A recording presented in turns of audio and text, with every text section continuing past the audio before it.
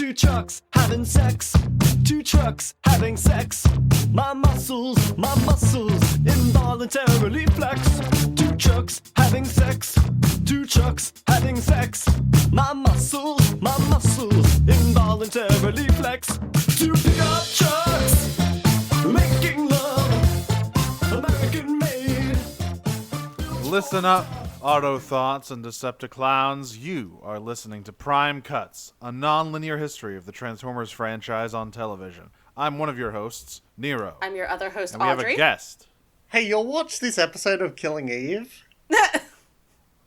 Only one was. The other one was Psychonauts. Yeah. We have Cass with us today. Yeah. Cass, Hey. Please introduce yourself properly. Hey, I'm Cassidy, she, her pronouns. I've been on the Discord. Noted spider simp. And Yeah. what is your history with the Transformers franchise? Okay, so my history with the Transformers franchise started a long time ago, back in the days of video rental places. Like, video cassettes, where I would hire out Transformers DVDs and watch them while eating saltines with cream cheese spread. Oh. Huh. By cream cheese spread, do you mean just like whipped cream cheese, like spreadable cream cheese, or things like I have Boursin? no idea what Boursin is. I mean, cream cheese is in, like, Kraft cream cheese. Okay. Got Saltines, it. you mean just the straight salted crackers. Yes. Interesting flavor combination. So, yeah, so you're from back from the Blockbuster days. Yeah, I'm back from then. I caught some episodes of Armada, Energon, and Cybertron. I only really started, like, actually getting into it when Animated came on. That was pretty fun.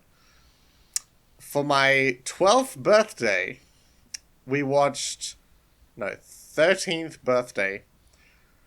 We rented Transformers the movie, the 2007 Michael Bay film, and watched it with a bunch of my friends at a sleepover. And it was very awkward because my parents were there, and then the scene where Sam was accused of masturbation came up. Yes, I was about to say that I'm sure there are some scenes in that would be mortifying as like a 13-year-old with parents in the room. Listen, it wasn't as bad as the other film that we had rented for the evening, Epic Movie. Oh!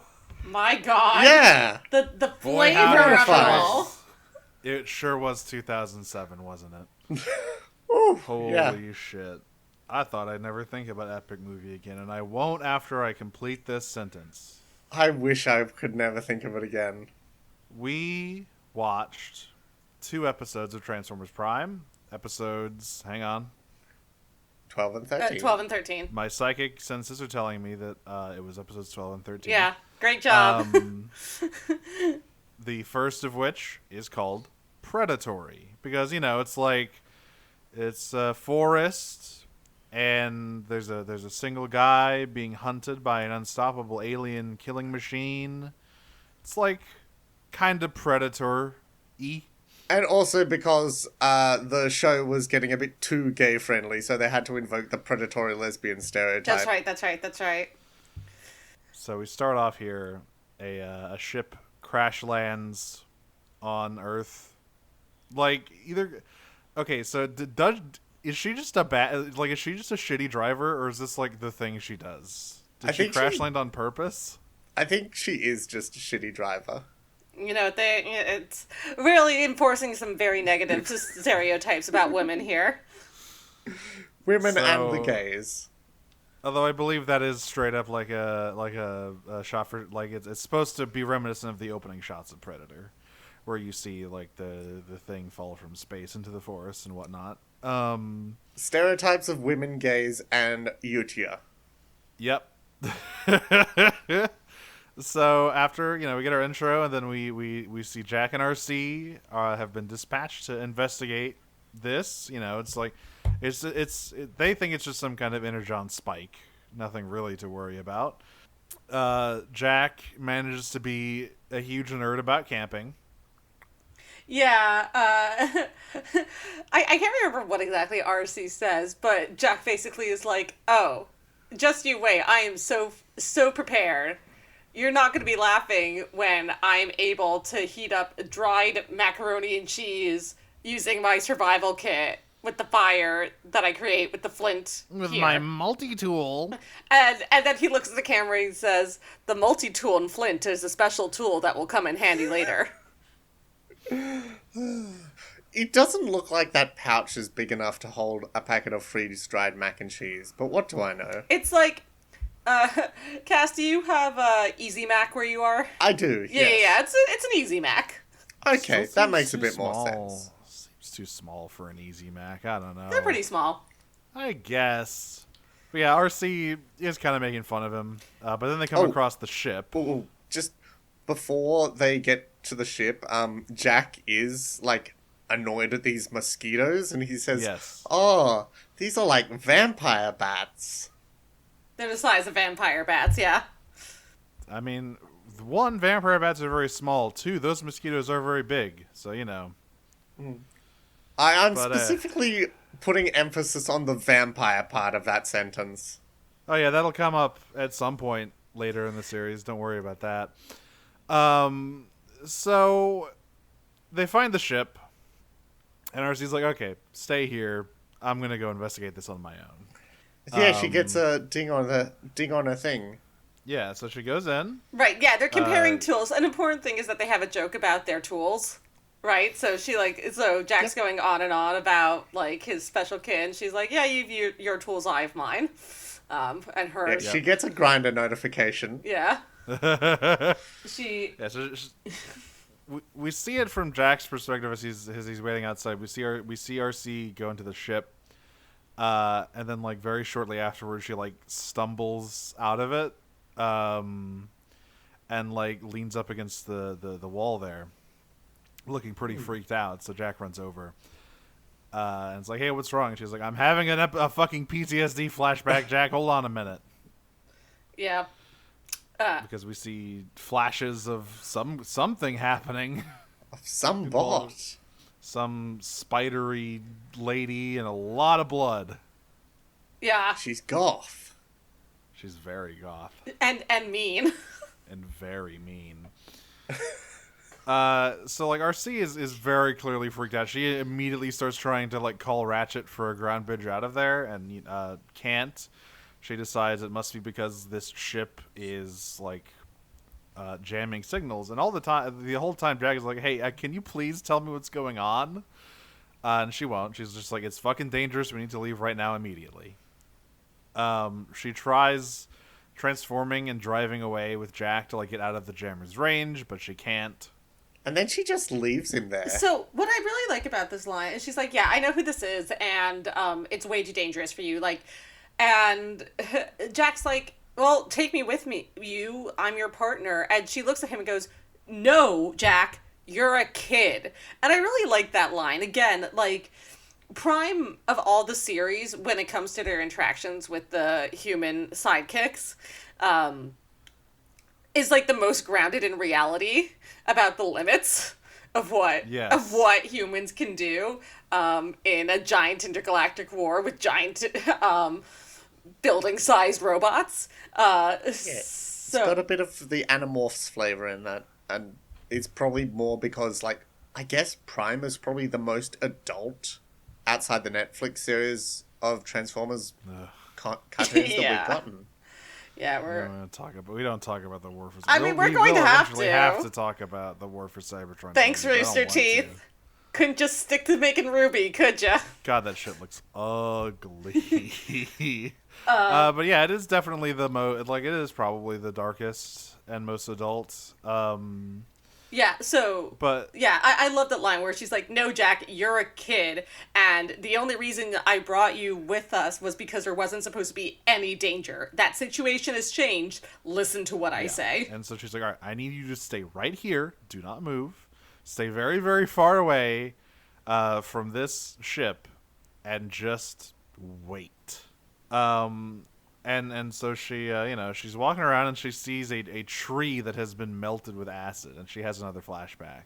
Where we get her transformation before she sees the stump, just like, I feel like when she crashes down onto the forest floor, it really felt like a really heavy impact. Like, they're really emphasizing her weight in that shot through the sound design. And it's interesting to see that she's arguably the more I guess stronger and more beefy, I guess, competitor between her and Arachnid. Yeah, well, she's the Stone Butch and Arachnid's the Pillow Princess. This is true. Was that a challenging one for you, Cass? I don't think that Arachnid could ever be content to just lay there on the pillows. That's true. She's got too much going on. But we see a flashback. We see RC talking to her, some guy named Tailgate, who is... Tailgate?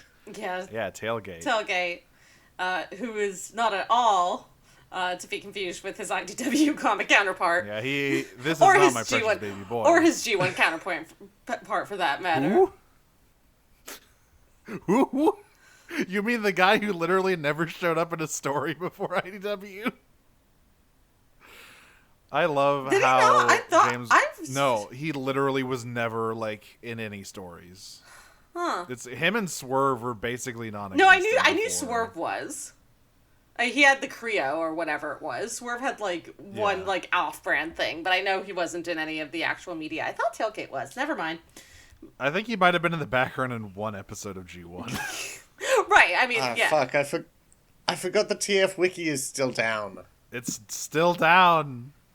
Damn it. We can't look up Tailgate. Well, just to be assured, in IDW, Tailgate is a lovely little boy who can pull you apart with his bare hands. He's a funny little birthday boy. He is the funny little birthday boy, and he doesn't have to worry about you hurting him because he will hurt you. But this Tailgate is just some guy. He's basically Cliffjumper 0.5. So he's... What we learn in this episode, and Arachnid will harp on it more, is that getting partnered with RC is going, karma's got its kiss for me! Yep. What's the one constant in all your dead partner pairings? That's what that's a note later on that I have for literally what Arachnid says to her. Yeah, so it's just this is back on Cybertron during the war, and she's bantering with Tailgate over the radio like she did with Cliff at the very first episode. She's escaping from some kind of facility with codes or whatever. Something that the Decepticons would rather have than not. Literally doesn't matter. Literally doesn't matter. What matters is that she gets webbed up and captured by Arachnid, who has acid talons. Yep. And gives RC a scratch on the cheek with them. It's a sexy scar. I wish she still had the scar in modern times. She doesn't seem to have the scar. Does Arachnid say anything here? Yeah, she's just is generally very menacing. I didn't write anything no, down. I just want to point out now that we're hearing Arachnid speak that she's voiced by the incredible Gina Torres. Yes. One of sci-fi and other sci-fi and thrillers leading women. She's so good. She sounds a bit uninterested, but also just even uninterested Gina Torres is... Mwah. Yeah, so I'm sure most people who've listened to this know Gina Torres in at least one of her roles. But for those who don't know Gina Torres, she really came to fame by playing Zoe in Firefly and Serenity. What the fuck? The guy who voices Breakdown was also in Firefly. Huh. Yeah, it's a Firefly reunion show, and they have an episode later. Yep, yeah. So it's a Firefly reunion. So she that was her sort of breakout role. She's been in a bunch of she had a leading role in Suits. That was a big deal for her for a long time. Most recently, I saw her in Hannibal as Lawrence Fishburne's wife, whose name escapes me. It's something Crawford. So she's been in a shit ton of stuff. She also does like a bunch of voice acting as well. She was in, she voiced someone in Star Wars Rebels, I know. And Oh yeah, she voices the lesbian in Star Wars Rebels. shocking. So anyway, she's been in a. She voices Ketsu Onyo. Yes. So anyway, If you know. She Yeah. the green lady? No, Ketsu is Sabine's Barris. ex-girlfriend. you're thinking of Okay. you're thinking of I Barris. am probably thinking of Barris. I'm always thinking about The Barris. green lady in Rebels is Hera. Barris Ah. is slightly different. Yeah, but I think you're thinking of Barris from Clone Wars. Look, there's a lot of green ladies in Star There Wars. do be I a lot almost of green said Star la- Trek. Yeah. There are also a lot of green ladies in Star Trek. Less green ladies in Star Trek. But anyway, Gina Torres has been in a shit ton of stuff.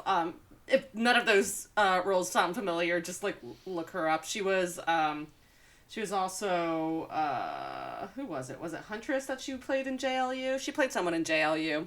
Here Anyway. she's playing the sultry yet dangerous Arachnid, who we see in the present about to murder the fuck out of some poor camper. Well, it should also be noted that Arachnid has not shown up before in a series, but she is based off of another character that was introduced in Beast Wars named Black Arachnia, who has shown up through multiple iterations. The funniest version of both Black Arachnia and Arachnid is their IDW1 versions, because they're clearly meant to be this. They're clearly, again, when Arachnid was made for Prime, she was clearly meant to be Black Arachnia, but instead she's just like besties with Black Arachnia. Yeah, usually Black Arachnia is the go-to evil, sexy spider lady for Transformers. I don't know why. I guess they couldn't escape the air pun, which Right. won't make sense until she gets in alt mode. But if you just like with Skyquake, if you pay attention, you might be able to piece together what she turns into. Yeah. I will say that she has the most interesting transformation sequence, and her actual design and the way she transforms is like incredible feat of engineering for the toy designers. Very cool. Yeah. Also, what's up but- with this guy who has a fire in his tent? That's a great way I to don't- suffocate, dude. Yeah, I don't know what's going on with that guy. Clearly, he isn't as much of a rugged outdoorsman as Jack is. Who, speaking of at this point, I believe has started wandering around looking for RC. As she intervenes right before Arachnid can slice and dice this guy.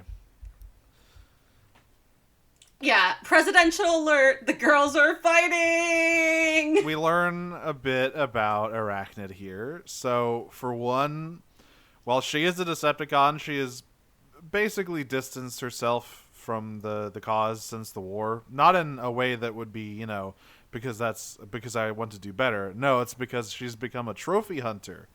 As She's years have kind of gone sexy on. about it in a girl boss misanthropist way.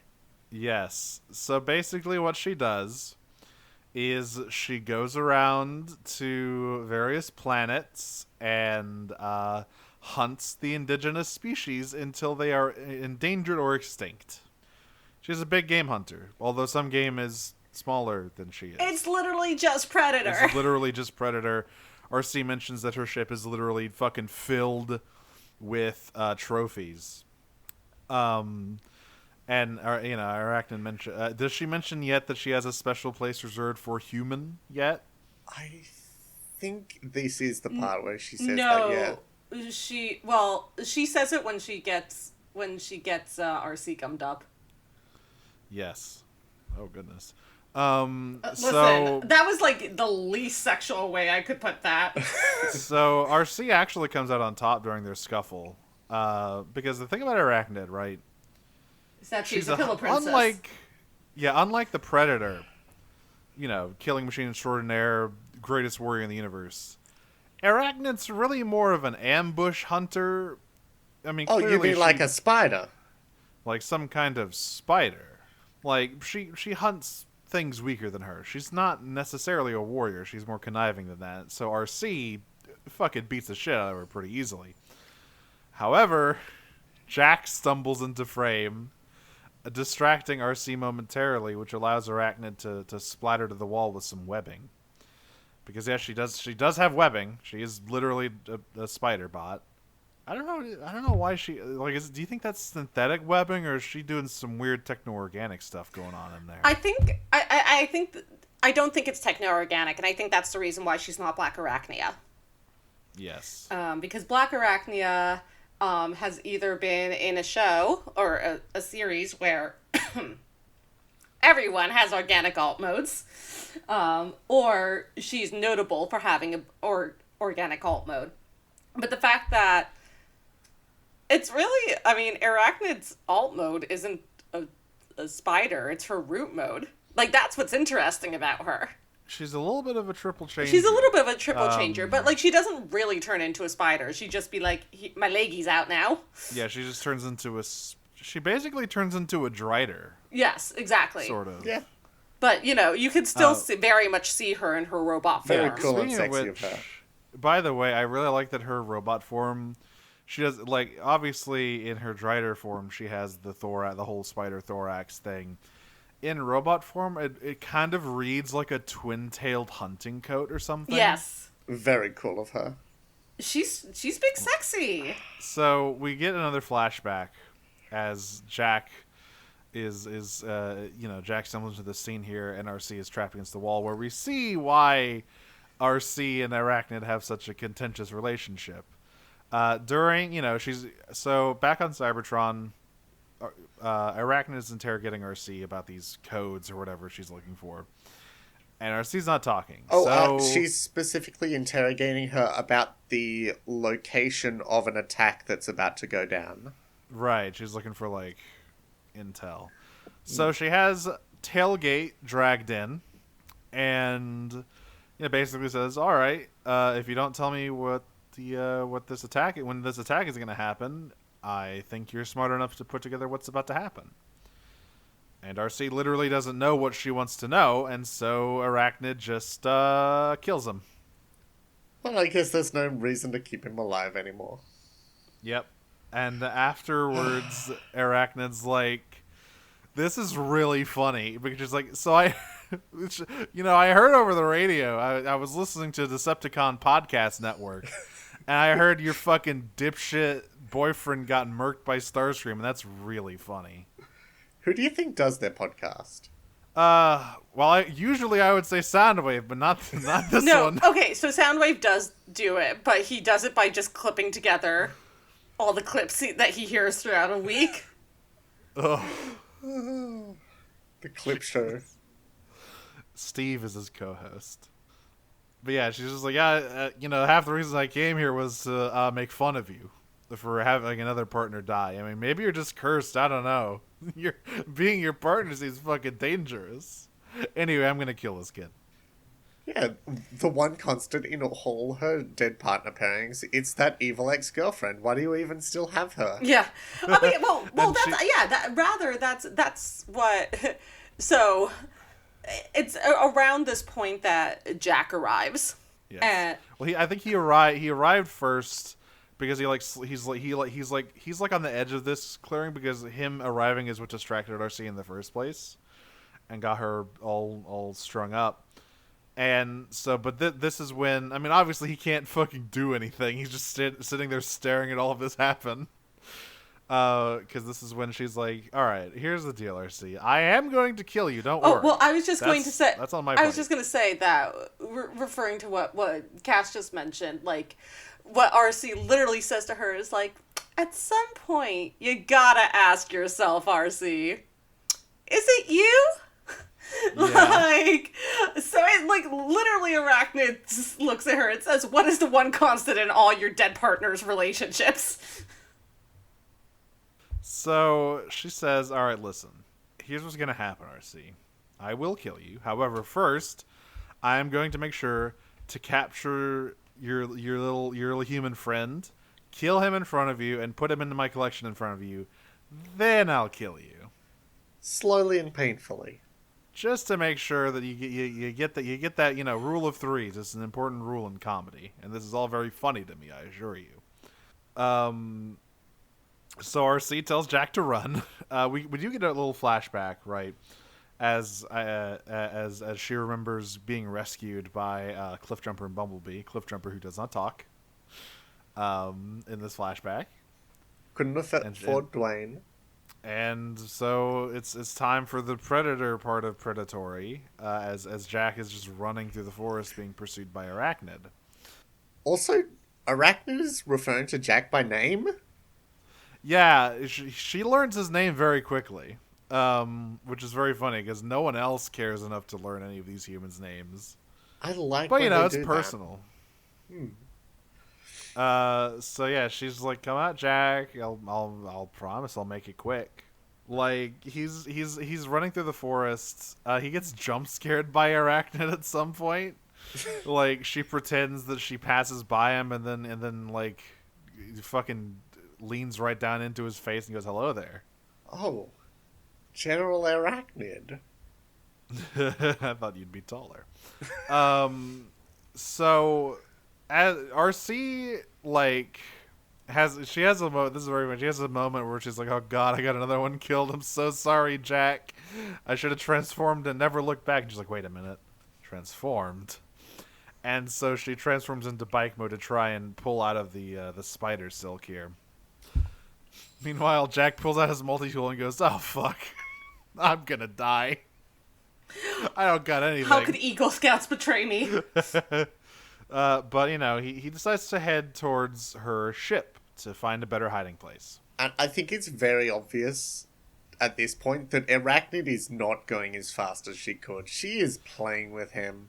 Yeah, she's having a grand old time, but she's like, "All right, I've had enough fun, Jack. Let's wrap this up, shall we? I'm ready to separate your head from your body and put it on my ship. I have a lasagna in the oven. It should be done soon." I have a lot of torture and murder to do." But Jack finds an energon leak on her ship, and he breaks out the flint and he starts making a fire. And you know what? We gave Jack a lot of shit for his nerdy little kit, and he deserved it. But he at least does actually know how to use it. He knows how to start a forest fire. Only you can start forest fires. Smokey the Bear would be fucking pissed right now. As, yes, he indeed blows up her ship with her on it. And, at first you think, another cool Decepticon gone before their time, just like this show loves to do. Except she's a horror slasher at this point, so you gotta make sure you see the body dead and double tap it. Yeah, because then she appears in the trees, smoldering and royally pissed. He's like, "All right, well, you blew up my fucking ship with all my cool trophies, so forget what I said about it being quick." But then She's such a girl boss. she is really a girl boss, and but before she can, fucking make a quilt out of Jack's intestines or whatever she's about to do, RC flies in with a fucking Superman punch. It's very cool. RC kicks her ass. RC has some moves here. This is a very nicely choreographed fight, in my opinion. Yeah, she fucking lays waste to Arachnid here. Just beats the shit out of her. But Arachnid escapes using she uses her legs to form into a drill and burrow into the ground. Arachnid never died. She just turned into drill mode and drilled and crawled away. And rolled away. That's right. And so yeah, she's gone for now, but she's still out there. Jack is like, it's probably really bad that she's just trapped on Earth now. Like, seems dangerous. Yeah, well, yeah, at first RC's like, "Hey, you got her. Good work." And Jack's like, "Yeah, I also stuck her here permanently. So, like, maybe not the best thing I could have done. I appreciate the praise, but..." Yeah. And RC's like, I'm sorry you had to face my demons, Jack, but you did it bravely and honorably." And he's like, I'm gonna be honest, I was scared shitless that whole time. but I was worried about you. And they share a moment, and RC calls him her partner. Aw. Do you think that Jack will have to fight the rest of RC's evil exes? Probably. I mean, most of them are dead. Yeah, RC got a jump on that. I mean, Cliffjumper came back as a zombie. Who can That's say true. whether That's the others won't? true. That's Where true. the fuck is zombie tailgate? Oh god. So that ends Predatory. Arachnid is here and she's great. Truly one of the best evil. Fuck, women we in completely forgot to Transformers. talk about the Spider-Man kiss. Oh right, there is a frame where when RC or not a frame, a whole shot where when she's fucking restrained against the rock, Arachnid goes into the Spider-Man kiss pose and like climbs upside down They're, to talk to you her. know, normal. Oh, and also puts a finger under her chin and tilts it up. You know. Yeah, it's normal ways to. It's a Russian taunt. It's a county in Twant. We've Yeah, it's over this. Keone and Twan. And we actually get to see Keon next episode, so there we go. We even have context for it. It's Keone and Twan. Speaking of next episode, Sick Mind is up next. Yes. And we open up this episode with Ratchet going, so, I found the Optimus, Nemesis. you're not gonna believe this. I found the fucking ship. And everyone's like, oh, well, why don't we just teleport onto the Decepticon flagship while Megatron is, like, dead and blow it up? And Ratchet says, but this is a branching side quest. We have a Because dilemma. because they also picked up an Autobot distress signal on the same it's really funny because I think it's Optimus who asks Ratchet, how did you crack the code? And Ratchet's like, well, accidentally. I just stumbled across it when I was searching the I wasn't frequencies." looking for it, but he says like this is important because if like they would usually have cloaking for this, I shouldn't have been able to find this. Even if I did by accident, that means something has gone very bad at their base. And so it's like, well, and Bulkhead's like, well, let's fucking go in there and make things go worse in their base. But Optimus is like, no, Autobots come first. We're gonna go investigate this signal. So he and Ratchet tell ground bridge out to this like, is it a tundra? Is it like the Arctic? I can't really tell. I thought it was a desert. Or it may be a desert. It's a desolate place with like a fucking old shipwreck. And Ratchet's like, it must have recently become active. Or like it's so faint we couldn't even pick it up until now. And, speaking of famous sci-fi franchises starring implacable alien murderers, I think it's always a really good idea to investigate abandoned alien ship hulks. Only good things come off of Hulks? that. It's like a hulk. Like A hole? Like a space Hulk? Like do you mean a hole? some kind of space hulk. What's the word for like a whole shipwreck? I guess it's just a wreck. Yeah. What the fuck was the thing called an alien? The ship was called the Nostromo. No, the one they find the alien in. The abandoned. space I guess it's jockey. just the abandoned. I guess it's just the abandoned ship. They find an abandoned ship, and inside of it, it's a plague ship. The point is, it's a plague ship. It's full of It's a disease. leper colony. It is a leper colony. They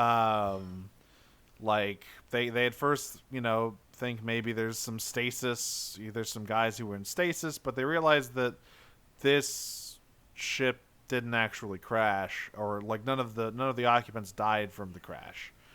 It's a plague ship. It is full of people who died from the Cybonic plague, and Optimus gets dripped on. He gets 28 days later. Yeah, literally, Ratchet's like, be careful, this is a plague ship, and then Optimus immediately gets dripped on. And it's like, Ratchet, you had one job. Look out for those to be mucous fair, membranes. To be fair, before he gets dripped on, the ship rattles and settles and wobbles him all around, which is the thing that causes, because he gets dripped on from a corpse hanging from the ceiling. And it's only a few drops, and then we have the intro, and as soon as we come out of the intro, Optimus is fucking dying. Yeah. That was fast. It's some good God texturing. damn. Well, you know, Yeah, the phrase is "get busy living" or "get busy dying." So Yeah. Like, he has got all these weird discolored splotches all over his body, and Ratchet is telling everyone about what it is. It's Cybonic Plague was a bioweapon manufactured by the Decepticons during the war, and it just ripped through the population. Um, there's no known cure for it. The only person who might possibly have a cure for it is Megatron himself, but of course everyone here at least, believes he's dead. But they know where the Nemesis is still. So, Time for a little infiltration mission. maybe they have it hanging around on one of the bookshelves. yeah, Bulka's like, "Fuck yeah! Finally, we can go to the Nemesis," and everyone's like, "Yep, not you though." Yeah, I remember what happened last time we went to the Nemesis bulkhead. Things went loud. Yeah, so instead it's Bumblebee and RC get chosen for the stealth mission. And one thing I love, I think, at some point here, shortly after this, when they infiltrate, we see Optimus, and Optimus asks Ratchet if he is infected. He's still worrying about Ratchet as he's literally dying. He's the commander. He cares for his troops. This episode is really like heavy on the Optimus Ratchet vibes in a lot of scenes here. Yeah, I mean, yes. They're also, like, it's very heavy on, like, all of Optimus's relationships, past and present. Yes. Everyone loves Optimus. Some people hate Optimus in a very particular way. We'll get to later. And yeah, so they kind of B and RC like infiltrate Knockout's lab, and RC is trying to find the databanks. There's this thing here. She says she can't find anything, and Ratchet's like, "Well, did you try this and this?" And she's like, "Don't tell me how to research. I know how to Google." I've been trying to put together a search string recently to do like a literature review, so this stung. Mm-hmm. But Bumblebee finds a weird door in the back of the room and opens it a little bit, and Megatron's in there. Oh. Looking better than he did previously. All that buffing Breakdown has been doing paid off. He's sparkling and new, except for the, gaping hole in his chest. That's still. I will say it's very funny as they enter as well. One of the things is that they pass by Knockout, who is just like the goat of not gonna ruin my day.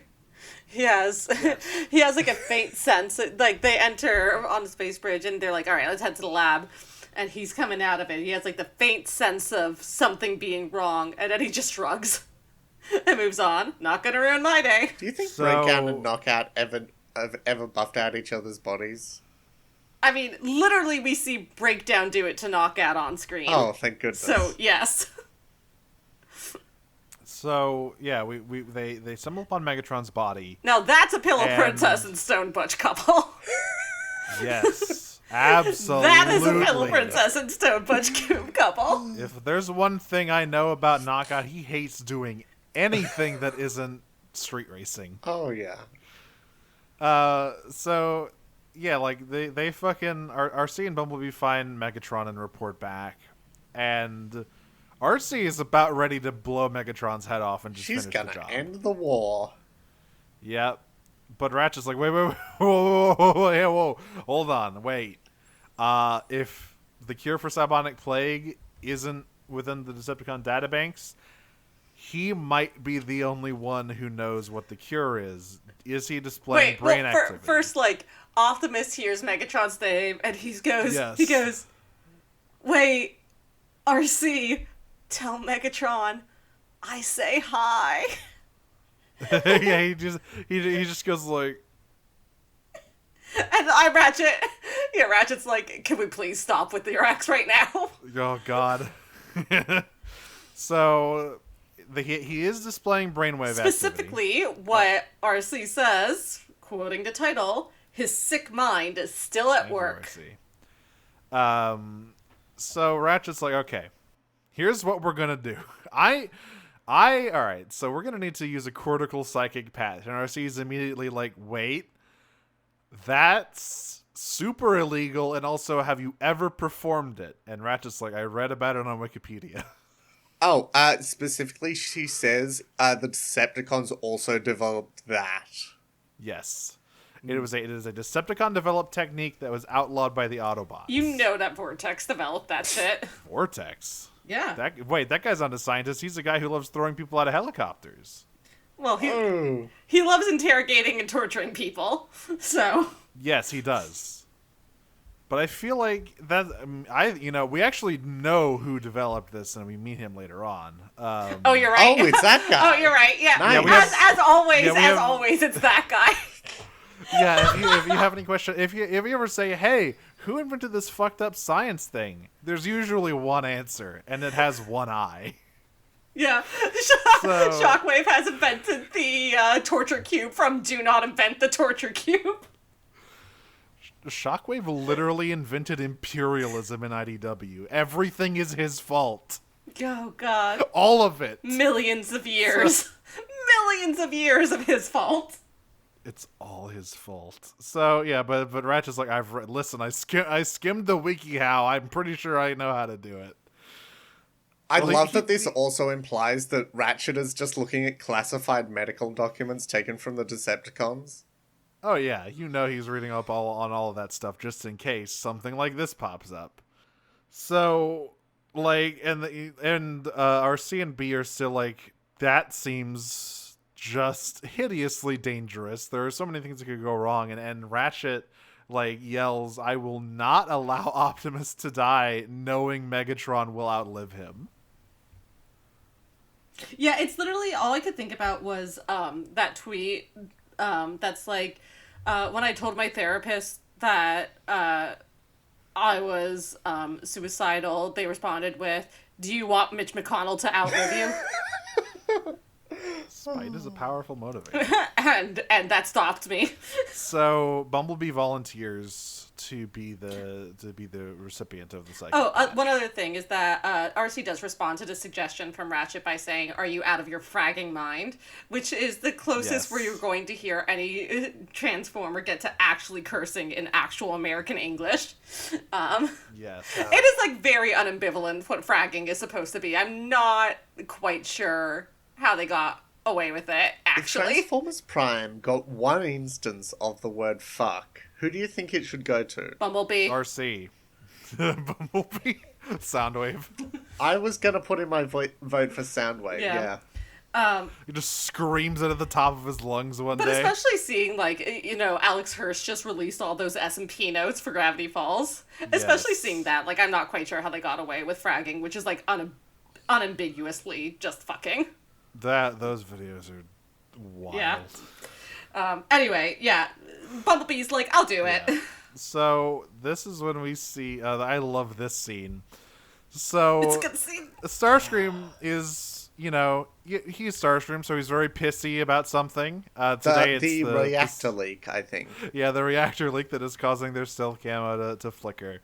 And it's really funny because he asks a group of Viacons what's up, and one of them starts to answer. He just slaps him. It's Steve. This is Steve, for sure, at this This point. is fucking Steve. And he's like... Because What the fuck? not only does he get slapped, then Starscream's like, do it faster, and he's like, absolutely, Yeah. Lord Starscream. Yep. So at Down this point, hideous. Knockout enters the room. With the greatest And line, "Doctor in the house." So, okay. The conversation they have about killing Megatron here it's the most flirtatious traitor conversation you will ever hear. It is insane. This, I think that this would not be out of place in the series, The Traitor Baron Cormorant. This made If you've read those books. this made me homophobic. It was just too much. Like they're obviously Star's like, he's not improving. It's It would really be a mercy, and but they're also talking like, yeah. Well, actually, it's really funny because at first, Knockout like starts talking unambiguously about pulling the plug, and Starscream's like, "Hey, shut the fuck up! Soundwave is always listening. That guy could be anywhere." And his little bird, too. And his little fucking bird. But yeah, they're like, with the Decepticons deserve a strong, alert leader. And Knockout's like, and a strong leader needs a strong second in command. They're also like inches from each other's face during this conversation, and they keep raising their eyebrows at each other. I know that we're going for, like, the homoerotic thing here, but it also made me think of the Barbie Prince and the Pauper. You're just like me, I'm just like you. So. Yep. That's beautiful. So, back in the lab, RC's getting the patch ready, and plugs Bumblebee in there. Jacks into the Matrix. He fucking jacks into the Mega Matrix here. Ratchet has somehow installed a video feed that lets him see what Bumblebee is seeing, which is helpful for later. And Bumblebee finds himself in Kaon here as he's kind of walking around. And eventually he comes across Optimus. Optimus is just standing around. And then Megatron appears and kills him. Nice. And it's really funny because because is over. It's funny because they do the whole like one shall stand, one shall fall style like pre-battle speech. Yeah, too. they're beating your ass in your quote dreams. Like literally, this entire time, Megatron has just been dreaming about repeatedly killing Optimus Prime. It's all that's been happening. That is Sisyphean.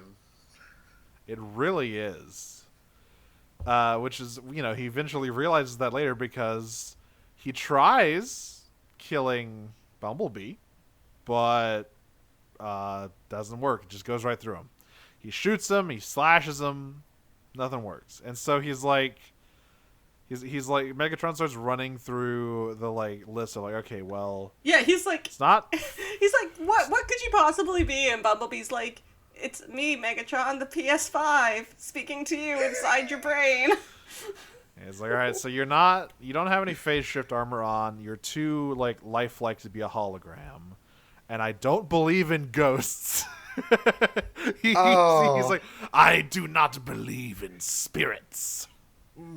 Keep a pin in that for future things, Megatron. I'm not sure if this happens in Prime, but.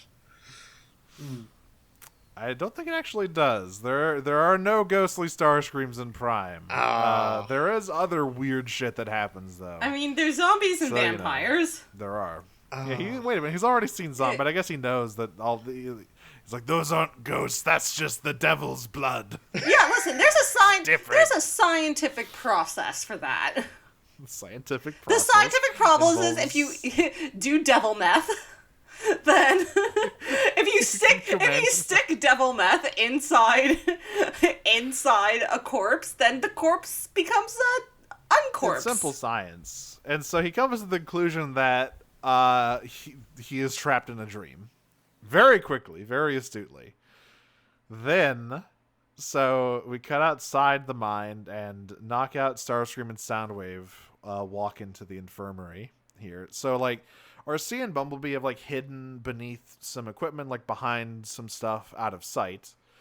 So Starscream, Soundwave, and Knockout don't know they're there, and Starscream and Knockout are trying to convince Soundwave that like it's time to pull the plug on Megatron.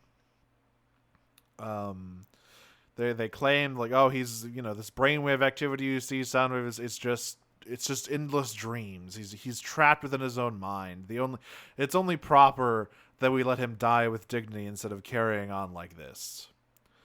And Soundwave seems to be starting to like come around to it reluctantly. But Ratchet's like, hey, if they kill Megatron, Bumblebee's mind is gonna be trapped in limbo forever. If Megatron dies while Bumblebee's in his dream, then B will die in real life. Yeah. Exactly. Except he won't because his body will still be alive. It just won't have a mind in it. Oh. Yeah. Horrifying. And then his mind will just be in nothing. It'll just be separated from his body forever. If you die in the brain, your mind dies in real life and your body lives on forever. Ever play Soma? So Megatron begins remembering how he died, or at least how he ended up in this situation. He remembers the space bridge explosion. When does he have the fucking line? Oh, I think it's right after he just remembers that he's in it, like he realizes he's in a dream, where he goes like, if you're real, then what are you doing inside my head? It's me, boy, the PS5.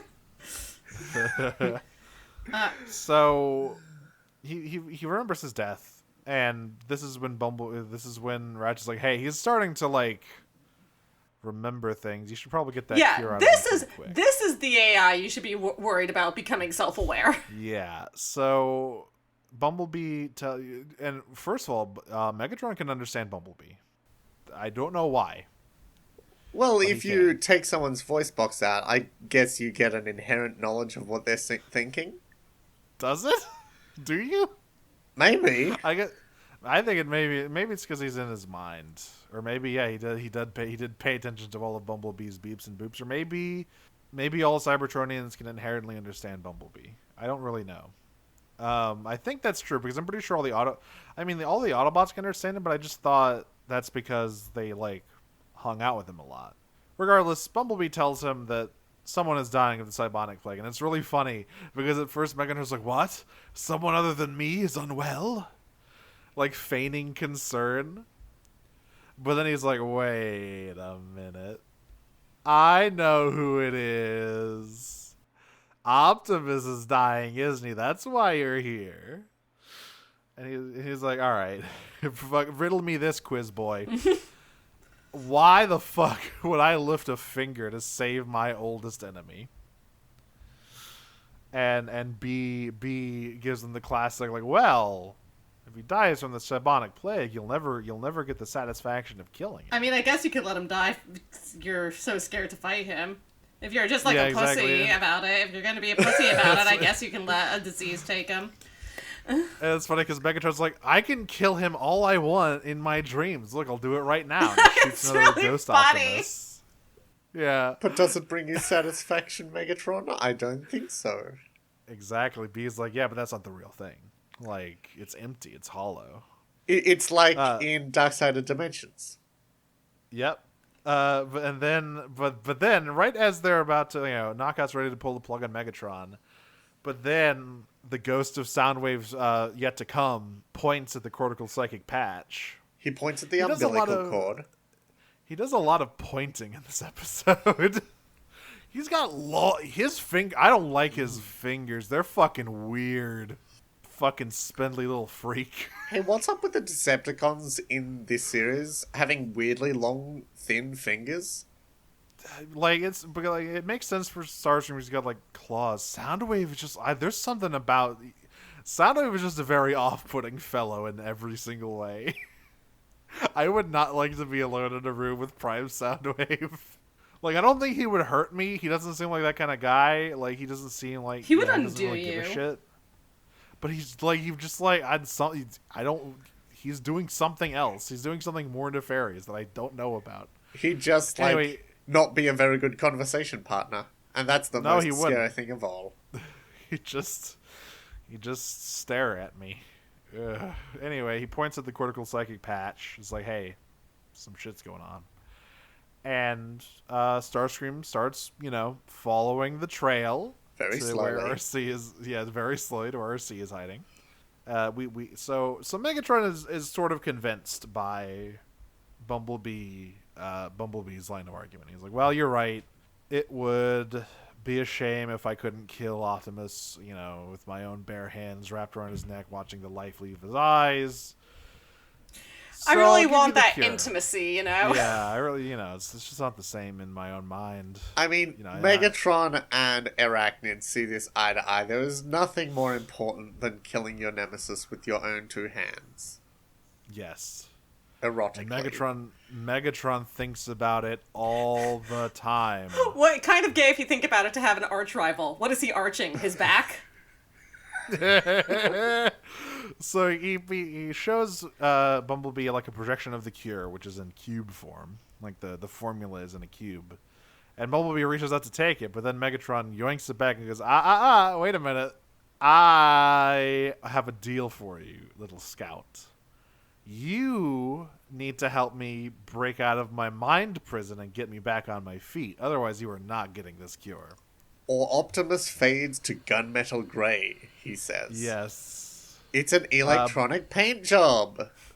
It is. But then Ratchet's like, don't worry, Bumblebee, I got a crusty JPEG of the cure. That's all I need. Get the fuck out of there. He hit function print screen. He did. He took a screenshot. So, right as Starscream sees them, RC unplugs Bumblebee, and this is a very cool effect as Megatron's mindscape starts crumbling away into dust. And he's like, wait, take me with you. Don't leave me here. And he grabs onto Bumblebee's arm as everything fades away here. And RC and Bumblebee bridge out right as Starscream sees them, and RC takes a parting shot at Megatron. Well, yeah, well, again, as she has been, listening to their conversation about Megatron, about euthanizing Megatron, her parting words to Starscream is, let me do the honors, and shoots the central plug that has been in Megatron's chest off of it as she escapes backwards to the space bridge. And there's, a moment where it looks like it's gonna hit Starscream, but it goes past them to get the cable. And there's a moment where, Starscream and Knockout sort of have a moment, and then it, goes over to Starscream looking at the cable getting knocked off, and he's just fully smirking, and he looks at Soundwave and goes, oh no, not Lord Megatron. And Soundwave just points very forcefully, you put that back where it came from, or so help me. Yeah, and Starscream's like, God damn it. Yeah, okay, I guess we shouldn't let an Autobot kill him. It puts it back, and I'm so tempted to be like, come on, and look back at him. Okay, it's back. Now could we have little euthanasia as a treat? Yeah. So, but it seems the moment for convincing Soundwave has probably passed. He's not gonna fucking buy that shit anymore. So we go back to the auto base here, and Optimus is back on his feet, hale and hearty, and he's like, I thank you for all of the well wishes and applause, but really, I owe it all to my physician and my scout. RC getting no credit. I love my husband and my little son who beeps. Then we cut back to the Nemesis. Literally, I love it how it's like, please reserve the hero's welcome instead for my husband and my son. Yep. Yeah, I wish I would have given it up to RC, but I guess she probably built the fucking psychic patch with Ratchet's instructions. Give her a little bit of credit. Come on.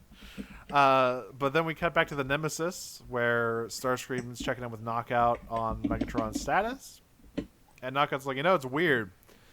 He's physically fine, but all of the brain activity is completely stopped. Yeah. There's nothing going on in there. Mentally, he's the 1992 Peter Jackson film Brain Dead. There's nothing going on up there. And Starscream's like, that's weird. Then I somehow forgot about this little plot point because we cut back to the auto base, and Bumblebee twitches kind of weirdly, and we zoom in and see that Megatron is now a dark passenger in Bumblebee's head. He's a ghost in the machine. He's a fucking ghost in the machine. He's like, I'm out. Or should I say, in. I'm in. Megatron, no one can hear you. Hacker voice. You're quipping to nobody, Megatron. Yeah, well, that's all. To be continued. That's all he's had for the past several weeks or whatever. Anyway, so yeah, we get a fucking to be continued. It's like, ooh, shit's real. Yeah, I love that. This episode's fucking cool. I love this shit. I love, yeah, like the like trust between Starscream and Soundwave further erodes, where it's like everyone here knows they're up to bullshit now. Like everyone knows. Soundwave might not know that Starscream is literally the one who killed Megatron, but he knows like he's trying to pull some shady shit. He knows the imposter is sus. Yeah, and he as long as he has a weird spindly pointer finger, he's not gonna let anything happen. God, his fingers are freaky. They're just so long and thin and weird. I don't like them. Like, it's not even that they're clawed. They just look like bug hands. That's what they are. They're like bug hands. He's just a big weird bug that listens to everything you say. Anyway, that's the episode. That is the episode. We have some questions.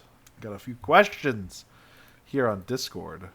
Let me check the Twitter real quick. Nothing on the Twitter, I don't think. Nothing on the Twitter. So just the Discord here.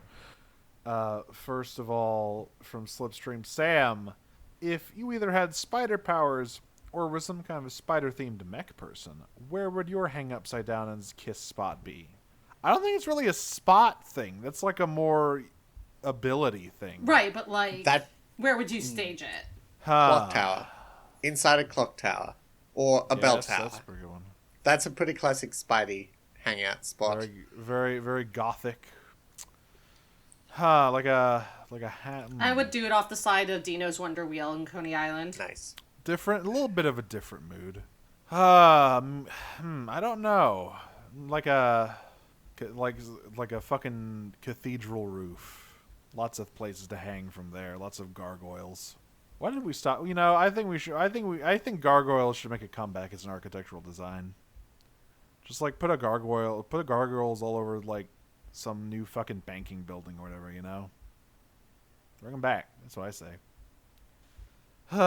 Anyway, Casey Cosmetizer asks, "Who is the hottest evil woman?"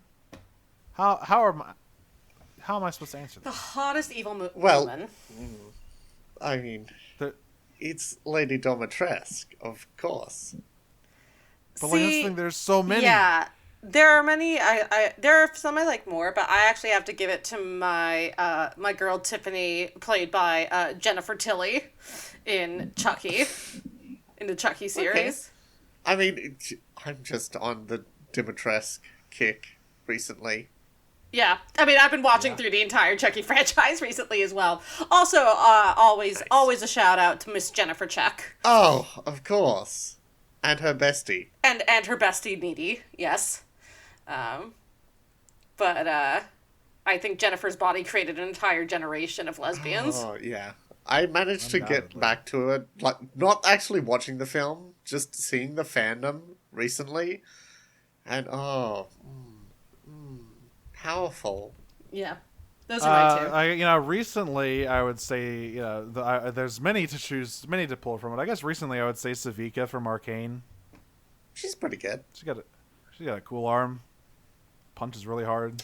Yeah, for me, I'm just trying to think of the sexiest, because there are others that I like more. Like, Oh yeah. Amanda Young from the Saw franchise is my girl. She's not sexy. Jury from Street Fighter. That's like a classic evil woman right there. Yeah. The Huntress Eliza. from Dead by Daylight. There you go. Eliza from I mean, Skullgirls. Gladys. Yep. That's a classic evil woman. Gladys is probably my favorite, but at least Oh, in canon, Dahlia- she's not that sexy. Delilah Copperspoon from Dishonored. Yeah. We could sit here naming evil women we love all Yeah. day. That's the beauty of it. We can make a whole podcast just naming evil women. But alas, we must continue these Discord questions, like this other one from Casey Cosmo Texter. What other bugs should be Transformers? Mothra.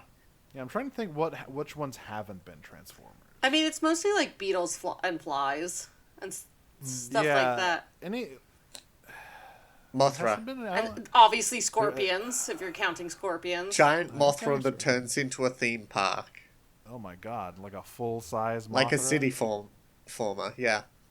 Yeah, there aren't any like butterfly. Yeah, that's true. Transformers I can think of because like I imagine it's just because the engineering is really hard. I guess there's to make it dragonflies, right? I think so. I think there are dragonflies. nothing comes to mind, but I feel like There's gotta gotta be a dragonfly dragonflies. transformer.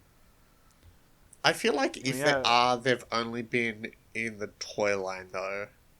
Yeah, I mean, there's not any dragon. I can't call to mind any dragonfly. Obviously, there's Waspinator from Right. Beast I mean, the Wars. named been Insecticons, in most of the named Insecticons are like Yeah, beetles. beetles or grasshoppers or stuff like that. Yeah, I don't know. Yeah, a butterfly transformer would be really cool to see, especially if they had like a larval stage, like if they went full weird techno-organic butterfly transformer. Yeah. For all I know, there is one in Beast Machines. That show is a. Is fucking there a black box to me. mantis? If there isn't a mantis, there should be a mantis transformer. One was in a toy line from Beast Wars 2, I think. Okay. But it not really turned up much. A mantis is another hard one because they're so spindly. Like it's really hard to make a toy out of. Yeah, I do agree that there should be a mantis transformer, or at least like a mantis. Like Arachnid isn't technically a spider, but there could be a mantis themed transformer with big old arms. Ladybird. A ladybug transformer. Yeah, so I think there haven't been butterflies and there haven't been ladybugs because the toys that they were marketing were towards boys. So they wanted to stay away from the more feminine bugs. You can't give a ladybug a cool fucking venom stinger. Oh, ladybug, transmetal, that also turns into a beetle. Like a VW beetle. Oh shit, that's good. I like that. I mean, that's the concept behind Bumblebee. I know that's different, but that is sort of the concept Yeah, behind... But he doesn't turn I know, into a I'm just ladybug. saying. Transmetal 2 Bumblebee. Let's get it. Machina asks, Arachnid or Black Arachnia? Who do you stand more as the baddest spider bot? For me, it's Arachnid, So, like- just because she was the first one I was exposed to. Again, Prime was my introduction really into the franchise. So I basically think all versions of Black Arachnia have way more character depth than Arachnid. Oh, yeah. Yeah. Black But- Arachnia has some redemptive qualities. Yeah, or like, I mean, she's got this, like, she's this tortured soul caught between worlds. But Arachnid's really cool. She's also really gay. I think she's Yeah, really like, that's the evil thing. and gay. Yeah. Black Arachnia Yeah, is like, not a she's lesbian. just- She's not. And like, yeah, she loves her some himbos in many different Oh, continuities. the fucking bird dog. That goddamn bird dog.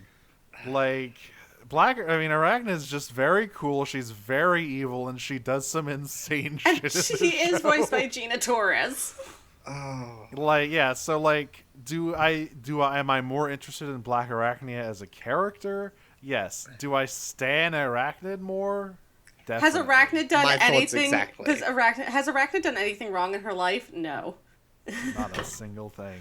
Also, Arachnid never got that freaky fucking Beast Machines redesign that I hate looking at.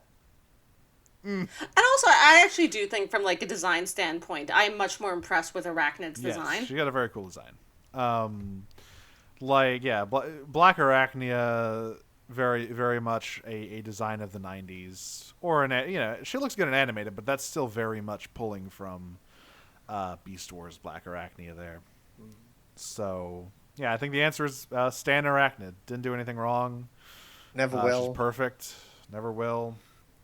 Finally, when she changed her name in the middle of this question segment, Aurora Bodywork, formerly Casey Cosmotector, Aurora asked, Body Worker?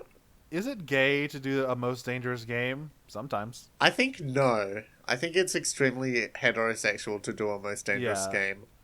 I think, like, inherently no, but there are situations. Yes. But that's like What is he arching? think- His back? Why do you need to hunt men for? Seems a little sus Why are you to me. online? To see the posts of other men?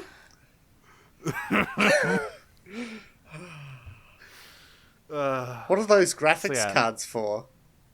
To see This is videos? higher To see, fidelity yeah, men? to see other men in high definition. She also asks, what high school level short stories do the Autobots relate to? Okay, time to think back to high school English class. Okay, just the Autobots, not the Decepticons. Just the Autobots. I mean, you can name, if you have something for one of the Decepticons, you can name it. Well, in this episode, Megatron and the yellow wallpaper. RC, RC and Catcher in the Rye. Short stories, not novels. Short stories. It may be because I'm from Australia, but I'm not aware of very many of these ubiquitous high school level short stories. Neither am I. Yeah, The yellow wallpapers. I didn't get any The yellow either. wallpaper is really the only one that I can think of. I mean, I read The Most Dangerous Game at some point around there, but I don't think it was in school. Yeah, we didn't study that many like short stories. It was mostly novels. Yeah. Do We did the you, short story version of Flowers for Algernon, but that was in middle school, not high school. who do you think relates most to the Crucible? Starscream. Ooh, yeah, Starscream. Girl, what were you doing? How did you see Goody Proctor? Soundwave robotically repeating "I saw Goody Proctor in Yeah. the woods." Finally, Aurora Bodywork asks, "Is Prime Starscream similar to Montresor from the Cask of Amontillado? I really need help in my 9th grade essay, and it's due tomorrow morning." I don't think so. He's not currently bricking anyone I up. couldn't remember if Montresor was the one bricking up or getting bricked. He is the one bricking up because it's for the love of God, Montresor, help Yeah. me. That's right. I mean, he kind of is with Megatron. Yeah, but he's not doing it very successfully. I mean, to be So- fair, he was very close this episode. Yes, he almost convinced Soundwave to brick up Megatron, but then he's like, wait, there's a purple glowy thing plugged into his head. What's up with that? I mean, point at it. He might be plugged into a computer getting synchronized to iTunes. He might be someone might be using him to mine crypto. Can you imagine the graphics card that Megatron has? Come on. You can render so many men with that.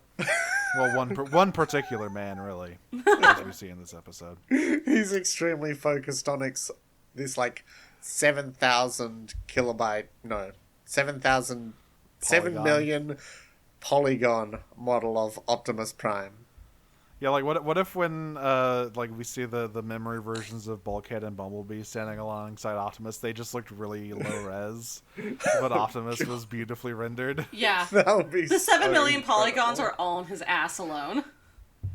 Yeah. Well, we've been Prime Cuts.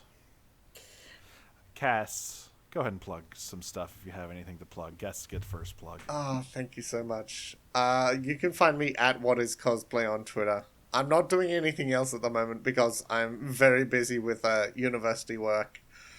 Yeah, Swaggy. Well then, and I at What Is swag, Cosplay, that's me. learning. I'm Higher learning is radical. I'm Audrey. You can find me on Tumblr and Twitter at Optimum on Prime. That's my funny robot internet joke. You can also listen to the other podcast I do called Pod of Greed, which you can find on Twitter at Pod of Greed Cast, which is about Yu-Gi-Oh! And we are finishing season 3 of GX in July. So Yubel is my... I'm always thinking about Yubel when I'm not thinking about Arachnid. there's something. There's something. There's Oscillating rapidly between evil Spider-Woman and evil non-binary Dragon? demon dragon. Unclear. I mean, evil, either like demon or ghost because they possess people. I still can't believe 4Kids gave them another tit. That's so funny. The funniest form of censorship, retitting you, Belle. More cleavage, said 4Kids.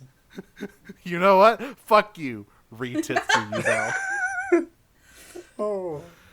I'm Nero. You can find me on On Twitter Top Surgery, at see Dragon you, Bell. Smoocher. You can find me on Twitter at Dragon Smoocher. You can find all of my projects in other various places, such as Radio Free Heidelin, a comprehensive companion to Final Fantasy XIV Online, the critically acclaimed MMORPG with a free trial that extends through level 60, including all of critically acclaimed expansion Heavensward. It's at Heidelin Radio, with my good pal Jane, who I also did a She-Ra podcast with. That is at Podcasted Power. You can listen to all 5 seasons of that show, plus some fun bonuses. I am also on Disney Minus, where I drag myself through the slurry of Disney Plus to find the rare gems, which I might have one coming up this week with Hercules. I don't know. I haven't seen that in a while. Again, another good the soundtrack one. being good. Soundtrack is very good. And of course, with us, you can find us on Twitter at PrimeCutsPod, and you can join our Discord to send in questions about evil, sexy Spider Women from time to time. Don't worry, don't worry, everyone. Arachnid will return, and she will continue to be evil and sexy. She In will fact, return. she will only get eviler and It's sexier. true. And that you can find that link in our bio there. Throughout the entire series, Arachnid only shows up in 12 episodes, but damn, are they banger episodes? They really are. She's you got to deploy your Gina Torres tactically. I think the next one is when she attacks the MILF. Yeah, sounds right. And of course, we are hosted on noisespace.xyz with all sorts of various other shows. If you like robots, you can listen to Wild Cool Robot. That one's about Gundam. The robots in that aren't evil inherently, but they're like, the symbols of horrible war, so they're kind of evil inherently. Depends on what you're watching. G Gundam had inherently evil robots. That's true. You can also listen to 0 to 0. You can listen to I'm blanking on show. I am so bad at remembering names. The Sonic Shuffle, Kamurocho Radio, a bunch of other stuff. There's something House for of everyone Snacks, which is one we haven't Something mentioned for everyone before. over on Noise. That's true. We got to cycle these better. We got to. I need a a sticky note next to my computer with all the Noise Space podcasts on it that I can just read. Well, Cass, thank you so much for joining us for the inaugural Evil Spider-Woman episode. Thank you for inviting me. I'm so happy I was able to be here. The first of many, both in this show and others. There's so many evil Spider-Women in Transformers, if you know where to look. Anyway, I will be transforming and rolling out as I am not hunted for sport by an evil evil huntress with perfectly applied lipstick and eyeliner. I'm going to check the notification settings on my phone so I can make sure I can continue getting the presidential alerts when the girls are fighting. Transform and roll out. And I transform partway and am digging out. Peach. Peach.